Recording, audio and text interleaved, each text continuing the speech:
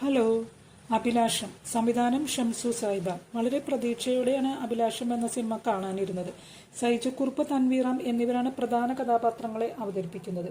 സിനിമയുടെ തുടക്കമൊക്കെ രസകരമായിരുന്നു. സൈജുക്കുറുപ്പിന് കിട്ടിയ നല്ലൊരു കഥാപാത്രമാണ് അഭിലാഷ്. അത് അദ്ദേഹം മനസ്സിൽ തട്ടുന്ന വിധത്തിൽ തന്നെ ചെയ്തിട്ടുണ്ട്. അഭിലാഷും അമ്മയുമായിട്ടുള്ള കെമിസ്ട്രിയും അവരുടെ സംഭാഷണങ്ങളും ഒക്കെ നാച്ചുറലായി തന്നെ വന്നിട്ടുണ്ട്. തൻവീറാമാണ് നായിക ഷെറിനെ അവതരിപ്പിക്കുന്നത്. തൻവിയും കൊള്ളാം. ഷെറിന്റെ വീട്, ഉപ്പയും ഉമ്മയും ആങ്ങളയും ഭാര്യയും എല്ലാം ചേർന്ന ഒരു കുടുംബം. ആ ചുറ്റുപാടൊക്കെ നല്ല രീതിയിൽ തന്നെ സിനിമയിൽ ചെയ്തു വെച്ചിട്ടുണ്ട്.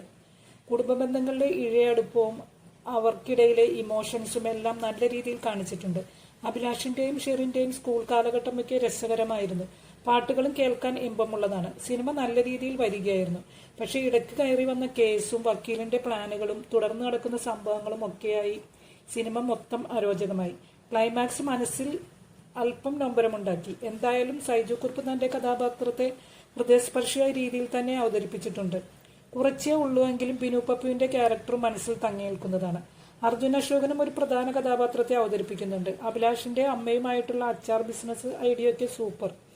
ചെറിയ പ്രായം മുതൽ ശീലമാക്കി കൊണ്ടു നടന്ന ഒരു പ്രണയവും അതിന്റെ പരിസമാപ്തിയും സിനിമ കഴിയുമ്പോഴും നമ്മെ അലട്ടുന്നുണ്ട്.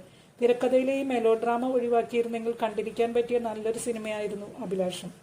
നിങ്ങളുടെ അഭിപ്രായങ്ങൾ കമന്റ് ചെയ്യുമല്ലോ. വീഡിയോ ഇഷ്ടമായെങ്കിൽ ലൈക്ക്, ഷെയർ ആൻഡ് സബ്സ്ക്രൈബ്. ഇനിയും മറ്റൊരു വീഡിയോയിൽ കാണാം. ബൈ.